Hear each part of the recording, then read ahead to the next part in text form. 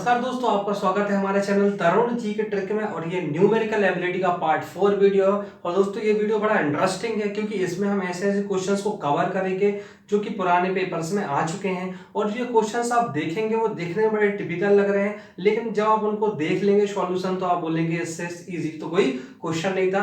पर इन वीडियो को आपको रेगुलर वॉच करना पड़ेगा और साथ में ही आपको प्रैक्टिस सेट लगाने पड़ेंगे, अदरवाइज आप ये ट्रिक्स भूल जाएंगे। साथ ही तो हमारे चैनल पर नए हैं तो हमारे चैनल को सब्सक्राइब कर ले फ्रेंड्स। यदि आपसे ये वीडियो समझ में नहीं आ रहा तो पार्ट 1, 2, 3 वीडियो को देखें, क्योंकि उसमें हमने बहुत सारे बेसिक ट्रिक्स को कवर किया हुआ है, साथ में बेसिक फॉर्मूला को भी कवर किया हुआ है। यहाँ पर जो हम कोर्सेज चला रहे हैं वो जेल प्रहरी और Madhya Pradesh TT, UP TT, REET बहुत सारे एग्जाम्स के लिए चला रहे हैं। तो ये मैथ्स है, ये एक्चुअली पूरे के पूरे जो जितने भी सरकारी जॉब्स के लिए एग्जाम्स होते हैं उनमें ये क्वेश्चंस आते हैं। तो आप इनको ध्यान से देखिए, आप चैनल को सब्सक्राइब करिए, कमेंट करिए, लाइक करिए। अपने क्वेश्चंस की, और क्वेश्चंस हमारा है क्या।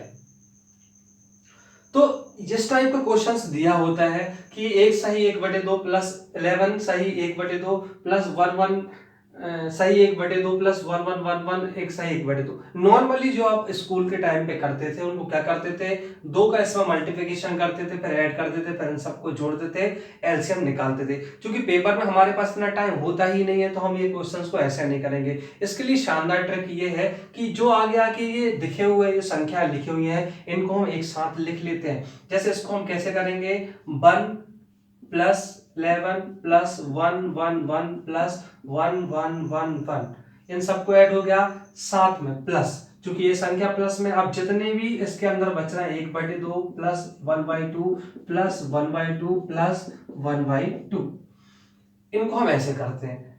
अब जे आधा आधा आधा आधा मतलब कि 1/2 1/2 1/2 1/2 को जोड़ेंगे तो इतने का पूरा सॉल्यूशन हमारा कितना आ जाएगा, 2 आ जाएगा। क्योंकि आधा आधा 1 हुआ, फिर आधा आधा 1 हुआ और ये क्या 2 क्या।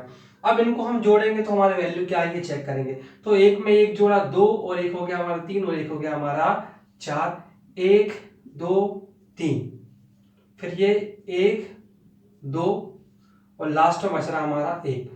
तो 1234 में हम 2 जोड़ेंगे तो हमारा आंसर कितना आ जाएगा, 1236। मतलब कि हमारा ऑप्शन नंबर ए सही है। तो इनको क्वेश्चंस को पेपर में इस पैटर्न से हम करते हैं। देखते हैं नेक्स्ट क्वेश्चन क्या होगा। दोस्तों हमारा नेक्स्ट जो क्वेश्चन है वो क्या बोल रहा है, 4 की पावर a = 5, 5 की पावर b = 6, 6 की पावर c = 7 और 7 की पावर d = 8। साथ में हमको a b c d की वैल्यू निकालना है। क्योंकि क्वेश्चन देखने में बड़ा टिपिकल लग रहा है लेकिन इससे इजी क्वेश्चन है नहीं, सिर्फ आपको ट्रिक को समझना है या इसके जो बेसिक्स मेथड है उसको समझना है। देखिए, जब भी इस टाइप के क्वेश्चन दिए रहे हैं और हमको ऐसी वैल्यू फाइंड करना है तो सबसे पहले हम इजी टास्क ढूंढेंगे। क्योंकि यहाँ पर 6 की पावर c दिख रही है, यहाँ पर 5 की पावर b दिख रही है, यहाँ पर 4 की पावर a और यहाँ पर 7 की पावर d।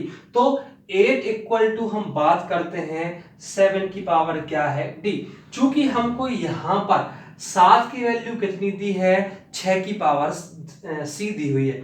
तो 7 की जगह हम क्या लिख सकते हैं, हम ये भी तो लिख सकते हैं 6 की पावर c इंटू डी। क्योंकि 7 की जगह हम यदि इधर पे 6 की पावर c इंटू डी रखेंगे और आपको पता है कि मल्टीप्लिकेशन में इन दोनों का मल्टीप्लिकेशन हो जाता है, ठीक है। तो यहां पर हम ऐसा लिख सकते हैं 6 की पावर c इंटू डी। अब चूंकि ये तो हमारा हो गया और 6 के इक्वल में क्या दिया है, 5 की पावर p, तो हम इसको ऐसे भी तो लिख सकते हैं 6 की जगह 5 की power b into C into D.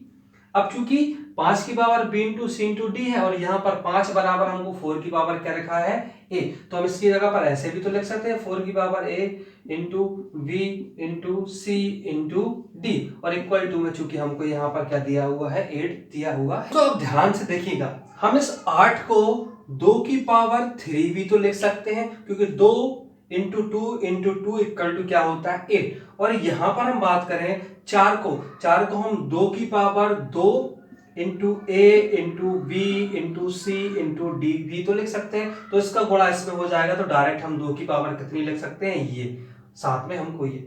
अब चूंकि आपने देखा कि आधार क्या होते हैं, समान है, तो क्या हो जाएगा, मतलब आधार समान है तो ये क्या हो जाएंगे, ऊपर की वैल्यू इक्वल, तो 3 इक्वल टू क्या हो जाएगा, 2 इंटू ए into B into C into D. और ए बी सी डी को हम क्या कर सकते हैं, पक्षांतर करके दो को क्या आ जाएंगे, इसके नीचे लेके आ जाएंगे और इसको हम काटेंगे तो हमारी वैल्यू कितनी है, 1.5। तो हमारा आंसर कितना हो जाएगा, ए बी सी डी का जो वैल्यू निकल के आई 1.5। तो यहाँ पर जो ऑप्शन हमने नहीं लिख पाए तो इसका आंसर कितना हो जाएगा, 1.5। देखते हैं हम नेक्स्ट क्वेश्चन की ओर। दोस्तों यहाँ पर हमारा जो नेक्स्ट क्वेश्चन है वो बोलता क्या है, 6735 एस्टेक, मतलब इसकी जगह पर एक वैल्यू बनाना है। वो वैल्यू कौन सी रखेंगे, ये ऑप्शन हमको 4 दिए हुए हैं और हमको चेक करना है कि वो वैल्यू कितने से डिवाइड हो, 9 से। तो 6735 एस्टेक 1 में x, इसको मान लेते हैं x का अल्पतम मान क्या होगा, जिससे प्राप्त संख्या 9 से पूर्णतया विभक्त हो। यहां पर कोई वैल्यू आएगी और वो वैल्यू आने के बाद ये पूरी संख्या किससे कटेगी, 9 से, वही हमको चेक करना है। और पेपर में हमको ये 4 ऑप्शन दिए। यदि जिसने पार्ट 1 वीडियो देखा है वो 9 का विभक्ति रूल्स जानता है, और 9 का विभक्ति नियम बोलता क्या है समझिएगा। 9 के विभक्ति रूल्स में क्या होता है, इन सभी संख्याओं को जोड़ते हैं और उनका योग यदि 9 से कट रहा है तो मतलब वो संख्या 9 से विभक्त होगी। तो वही रूल्स हमको यहाँ लगाना है। यदि जिससे नहीं बन रहा हो तो न्यूमेरिकल एबिलिटी का पार्ट 1 वीडियो को ध्यान से देखिए, उसमें मैंने सब विभक्ति रूल्स बताए। तो यहाँ पर क्या रखेंगे, 6 plus 7 plus 3 plus 5 plus x plus 1।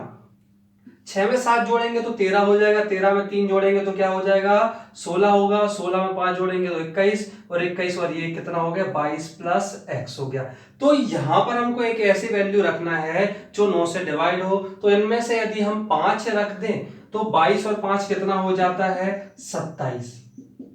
तो ये 27 जो है किससे कट जाएगा, 9 से, मतलब कि यहां पर कौन सा हमारा वैल्यू हो जाएगी, 5। तो 5 रखने के बाद जो नई संख्या होगी वो इतनी बनेगी, और ये संख्या को आप काट के देख लीजिएगा, 9 से कटेगी। तो बड़े सिंपल ट्रिक होता है इसमें। हमने पार्ट 1 वीडियो में 2 से 3 से 4 से 5 से 6 से 7 8 9 10 11 ये पूरे रूल समझाए हैं, और ये पेपर में 1 नंबर का क्वेश्चन आता है और इसको करने में मात्र 5 सेकंड से ज्यादा का वक्त नहीं लगता है। देखते हैं नेक्स्ट क्वेश्चन की ओर। यहाँ पर दोस्तों हम नेक्स्ट क्वेश्चन की ओर चलते हैं और नेक्स्ट क्वेश्चन को समझते हैं, उसका पैटर्न क्या है। यहाँ पर क्वेश्चन दिया हुआ है 5p9 plus 327 plus 2q8 equal to में 1114। तो यहां पर आपका q का जो आपको निकालना है वो अधिकतम मान को निकालना है। तो q का अधिकतम मान निकालना, देखने में कितने टिपिकल लग रहे हैं लेकिन बड़ा इजी क्वेश्चन, इनको आप समझिएगा।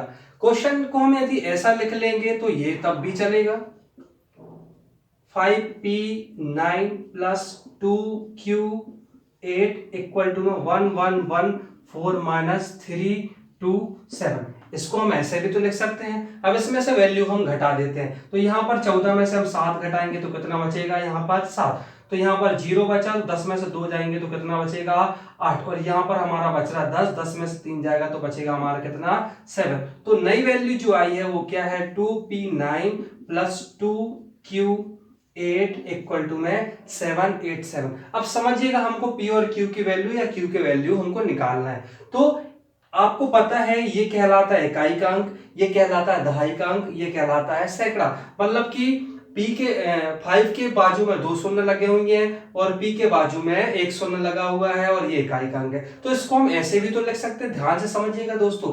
5 चूंकि इकाई दहाई सैकड़े में तो इसको हम 500 लिख सकते हैं, प्लस q की दहाई के अंक में तो हम इसको 10 p लिख सकते हैं, और 9 तो हमारा लिखा हुआ है। सेम इसको भी हम ऐसे ही लिख लेंगे, 2 हमारा सैकड़े में है तो हम इसको 200 लिख सकते हैं। यहां पर q को हम 10q लिख सकते हैं और यहां पर 8 इक्वल टू में आ जाएगा 787। अब वैल्यूज को हम जोड़ लेंगे, जो जो वैल्यू जोड़ रही है। तो 500 और 200 कितना हो गया हमारा, 700। 700 में यदि हम 8 जोड़ेंगे तो 708, और 708 में यदि हम 9 जोड़ देंगे तो हमारा कितना हो रहा है, 717 हमारा हो रहा है। इक्वल टू में ये प्लस में कितना बचेगा, 10p plus 10q equal to 787। अब दोस्तों हम चाहे तो इसको वैल्यू को जब इस साइड ले जाएंगे तो ये वैल्यू कितने में चली जाएगी, माइनस में चली जाएगी। तो यहां पर 787 में से हम कितना घटाएंगे, 717। तो इसको घटाने के बाद 7 में 7 जाएगा तो 0, 8 में से 1 गया तो 7 और 7 में से 7 गया तो 0। और साथ में यदि हम ये 10 जो लिखा हुआ है इसको हम ऐसे लिख सकते हैं P plus Q equal to 7। तो ये जो है इसके नीचे चला जाएगा तो एक जीरो से एक जीरो कट जाएगा और P प्लस Q का मान कितना आ जाएगा हमारे लिए 7 आ जाएगा। तो Q का अधिकतम मान पूछा है तो Q का अधिकतम मान कितना हो जाएगा 7, मतलब हमारा ऑप्शन सी क्या हो जाएगा, सही। तो ये क्वेश्चंस को हम इस टाइप के पैटर्न में करते हैं। अब हम नेक्स्ट पैटर्न देखते हैं क्या होगा। तो हमारा जो नेक्स्ट क्वेश्चन है वो नेक्स्ट क्वेश्चन बोल क्या रहा है, बोला 156x942 में लुप्त संख्या, मतलब इसके बीच में एक संख्या आएगी जो 11 से पूर्णतः विभक्त हो। यदि आपको 11 से विभक्ति का रूल्स पता है तो आप इजीली इस क्वेश्चन को कर लेंगे। तो 11 की विभक्ति रूल जो हमने पार्ट 1 वीडियो में समझाया था उसमें हमने क्या बताया था, पहले विषम स्थानों की संख्या को जोड़ना है माइनस फिर सम स्थानों की संख्या को जोड़ना है। तो यहाँ पर विषम स्थान में क्या लिखा है, 2 लिखा हुआ है, 9 लिखा हुआ है, 6 लिखा हुआ है और 1 लिखा हुआ है। तो पहले हम इन सबको जोड़ेंगे। तो जोड़ेंगे कैसे, 2 प्लस 9 प्लस 6 प्लस 1। फिर माइनस में हम क्या करेंगे, सम स्थानों को। सम स्थान कौन कौन से हैं, ये हमारे कौन से स्थान है, सम स्थान। तो जुड़ जाएंगे तो कितना होगा, 4 प्लस x प्लस 5। तो ये हमको 11 की विभक्ति का रूल्स है। यदि घटाने के बाद 0 आए या जो भी योगफल आए जो कि 11 का गुणज हो या 11 से कटे, मतलब वो संख्या किससे विभक्त होती है, 11 से। क्योंकि यहां पर हमको बस फाइंड करना है किसके स्थान पर वैल्यू क्या होगी, तो हम करते हैं। तो इसको पहले ऐड कर दीजिए। ऐड करने के बाद 9 और 2 कितना हो जाए 11, 11 में 6 जोड़ेंगे तो 17 और 17 और 1 18, 18 माइनस 4 5 कितना हो गया 9 प्लस x। चूंकि हम इसको जब ब्रैकेट हटाएंगे तो ये माइनस हो जाएगा और माइनस ये कितना हो जाएगा x इक्वल टू में 0। तो 18 में सन हो जाएगा तो 9 माइनस एक्स इक्वल टू में 0। तो x की वैल्यू कितनी आ जाएगी फ्रेंड्स 9। मतलब कि यहां पर हम यदि 9 रख देते हैं 5 6 9 9 4 2, तो ये पूरी की पूरी वैल्यू किससे कट जाएगी 11 से। आप इसको काट के भी देख लीजिएगा। तो ये विभक्ति रूल्स हैं, इनको अच्छे से समझिएगा। ये क्वेश्चन ज्यादातर शिक्षक भर्ती या कि जो एसएससी के एग्जाम्स होते हैं उनमें आते हैं 1 नंबर का। नेक्स्ट क्वेश्चन देखते हैं दोस्तों, होगा क्या। दोस्तों हमारा नेक्स्ट क्वेश्चन को समझिएगा, बड़ा सिंपल है और विद इन सेकेंड्स आप कर लेंगे। क्वेश्चन क्या है कि x का छोटे से छोटा मान क्या होगा, की संख्या 6 7 3 5 x1। यहां पर आप x भी लिख सकते हैं,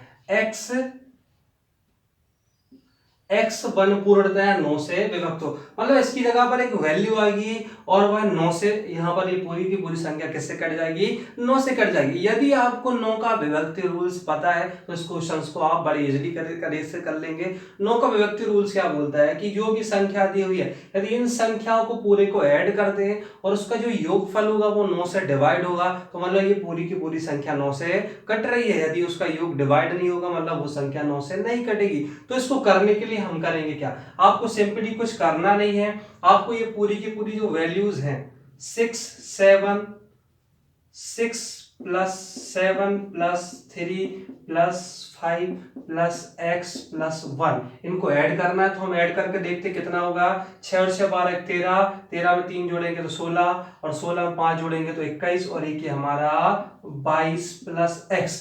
चूंकि यहां पर 9 के रूल्स की बात कर रहे हैं, यदि यहां पर हम 5 रख देते हैं तो ये जो पूरा का पूरा क्वेश्चन है या पूरी की पूरी संख्या है वो किससे कट जाएगी 9 से कट जाएगी। मतलब कि यहां पर इसकी जगह पर कितनी वैल्यू रख देंगे हम 5। तो ये क्वेश्चंस को हम ऐसे करते हैं, बड़ा सिंपल है। नेक्स्ट क्वेश्चन को देखते हैं क्या होगा।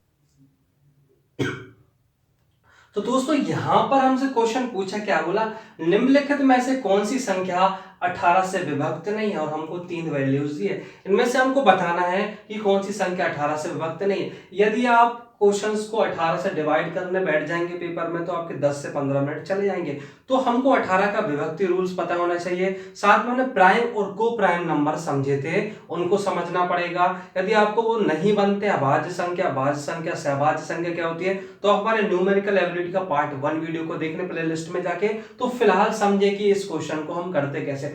जब भी हमको 18 दिया हुआ है तो 18 कि यदि हम सहभाज्य संख्या निकालें, को प्राइम नंबर निकालें, तो हमको ऐसी दो वैल्यूज निकालना है जो कि एक दूसरे से ना कटे। यदि हम 18 की, तो हम जो को प्राइम वैल्यू निकालेंगे वो हम निकालेंगे कितनी, 2 और 9, क्योंकि 2 9 को काट नहीं पाएगा। लेकिन यदि हम 18 की 3 और 6 निकालें तो ये दो वैल्यू तो आपस में कट रही, तो ये को प्राइम नंबर नहीं होंगे। सहभाज्य संख्या क्या बोलती है कि हमको एक ऐसे नंबर या ऐसा गुणा करना है जो आपस में एक दूसरे से क्या ना हो, डिवाइड ना हो। तो 2 और 9 निकलेंगे।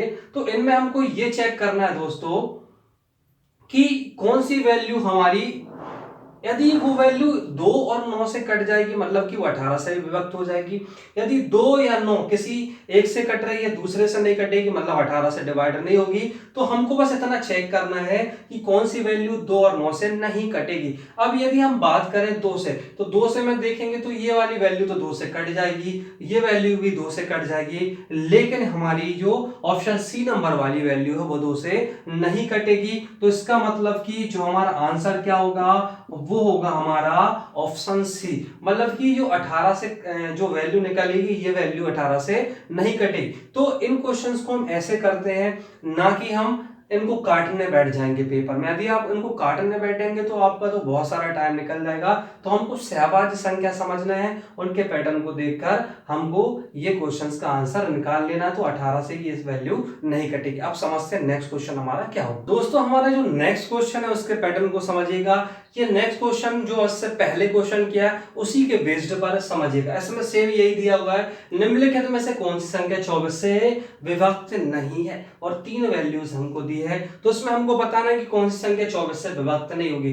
क्योंकि यदि आप 24 को देखेंगे तो कहीं ना कहीं आपके माइंड में आएगा कि ये तीनों वैल्यू तो 2 से कट रही हैं, तो इसका मतलब कि आप काटने बैठ जाएंगे, पर ऐसा नहीं है। यदि आप काटने बैठ जाएंगे तो ये वैल्यूज को निकालने के लिए आपका दिन भर चला जाएगा, क्योंकि ये 3 वैल्यूज को काटने में आपको कितने मिनट से लग जाएंगे। लेकिन यदि आप 24 के सहभाज्य संख्या निकाल लें, क्योंकि हमने बताया सहभाज्य संख्या वे संख्या होंगी जो आपस में नहीं कटेंगी और एक दूसरे का क्या होगी, गुणन। तो हम 3 और 8 निकालेंगे, क्योंकि 8 3 क्या होगी 24 और 3 8 से नहीं कटेगा। इसकी जगह यदि आप 2 और 12 निकालने लगेंगे तो 2 से भाई 12 कट जाता है, मतलब कि ये एक दूसरे की सहभाज्य संख्या नहीं है। तो 3 और 8 मान के चले ये सहभाज्य संख्या है। और यदि वैल्यू 3 से कट रही है और 8 से कट रही है, मतलब वैल्यू 24 से भी कटेगी। तो हमको ये वैल्यू निकालना है जो कि इन संख्याओं से ना कट रही हो। क्योंकि अब आपको यहाँ पर 3 और 8 की विभक्ति रूल्स पता होना चाहिए। और नॉर्मली देखने पर यदि आप देखोगे तो ये जो वैल्यूज हैं कहीं ना कहीं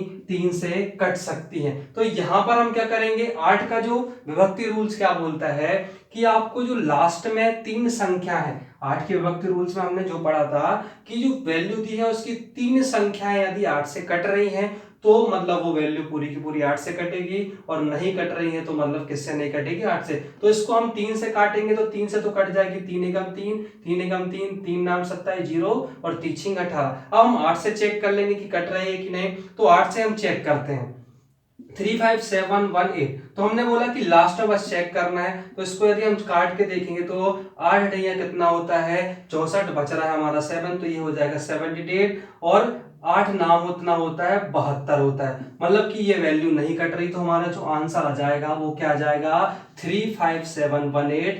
यही वो संख्या है जो 24 से विभाज्य नहीं होगी। अब दोस्तों ये क्वेश्चंस को देखिए, ये क्वेश्चंस देखने में कितना टिपिकल लग रहा है, पर ये क्वेश्चंस बहुत इजी है। अब बोला है 4 प्राकृत संख्याएं इस प्रकार है कि इन्हें 3 3 करके जोड़ने पर योग क्रमशः 180, 197, 208 और 222 प्राप्त होता है। तो इन संख्याओं का माध्य, माध्य मतलब क्या होता है, एक तरीके का एवरेज होता है। जो वैल्यू निकलती है उनको जोड़ने के बाद जितनी संख्या उनसे हम डिवाइड कर देते तो माध्य निकलता है। समझिएगा, 4 प्राकृत संख्याओं की बात करी है, तो चूंकि हमको पता नहीं है तो हम उनको क्या मान लेते थे, एक को ए मान लेते हैं, बी सी मान लेते हैं और डी। जैसा जैसा क्वेश्चन बोल रहा है आप वैसा वैसा करो, क्योंकि कॉम्पिटिटिव एग्जाम्स की खास बात है मैथ्स को थोड़े आराम से पढ़ना है क्वेश्चंस को, और सॉल्व क्या करना है उसको फास्ट करना है। लेकिन यदि आप क्वेश्चन को बड़ा फास्ट पढ़ेंगे तो आपको समझ में नहीं आएगा कि ये बोल क्या रहा है। तो जब भी मैथ सॉल्व करते हैं पेपर में, क्वेश्चंस को तो आराम से पढ़ना, लेकिन उसका जो सॉल्यूशन है उसको हम फास्ट करते हैं, क्योंकि सबसे मेन प्रॉब्लम कॉम्पिटिटिव एग्जाम्स में मैथ्स की होती है।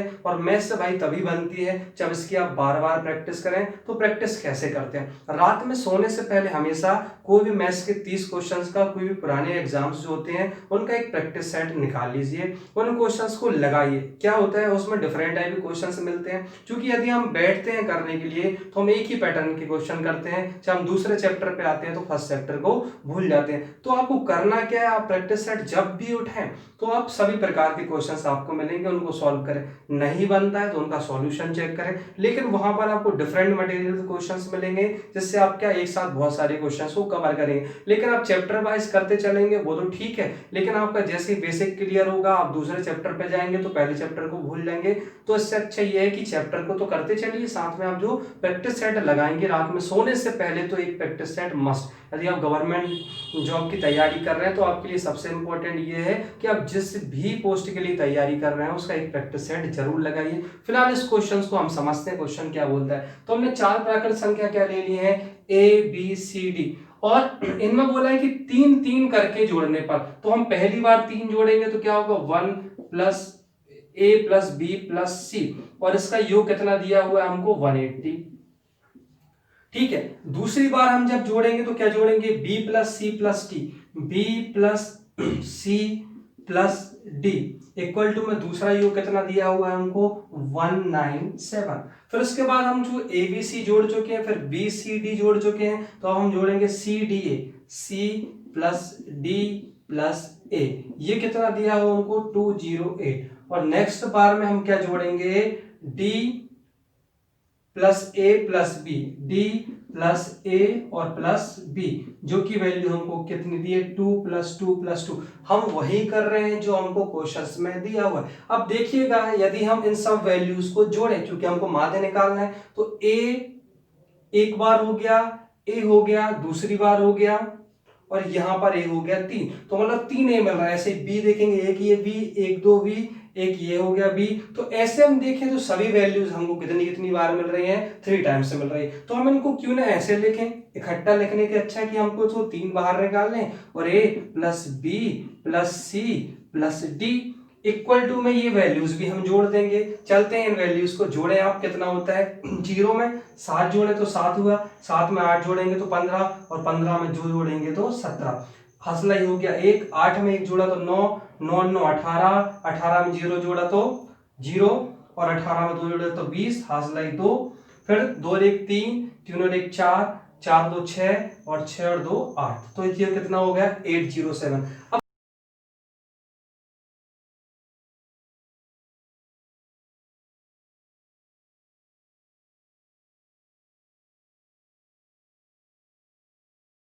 तो पक्षांतर करके हम क्या करेंगे, 3 को लिखेंगे तो डायरेक्ट हम इसको यहां लिख देते हैं काटने के लिए। अब 3 से काटते हैं तो 3 दूनी कितना हो गया 6, बच रहा है 2, तो ये हो गया 20, 3 18, बच रहा है 2, तो 3 नाम 27। तो a प्लस बी प्लस सी और प्लस डी की वैल्यू कितनी आ गई 269। क्योंकि दोस्तों यहां पर समझिएगा हमको पूछा है संख्याओं का माध्य, हमसे सिर्फ संख्या पूछते तो इन सबका योगफल कितना हो जाएगा 269, लेकिन यहां पर पूछा हमको इनका माध्य। और माध्य क्या होता है कि 269 जो दिया हुआ है 1 2 3 4, माध्य में जितनी संख्या रहती है बटे में उतनी संख्या आ जाती है। यहाँ पर 1 2 3 4 दिए तो हमने नीचे कितना लिखा है 4। अब इसको हम काटेंगे और हम आंसर निकालेंगे। तो भाई 4 छीन कितना होता है 24, बच रहा है 2 तो हो गया 29, और 4 सत्ते कितना होता है 28, 1/4। तो काटने के बाद जो हमारा आंसर आएगा वो 67 से 1/4। चाहे तो आप पॉइंट में भी निकाल सकते हैं, लेकिन चूंकि पेपर में आपको इस टाइप के ऑप्शन दिए रहते हैं इसलिए मैंने इस पैटर्न में काटा।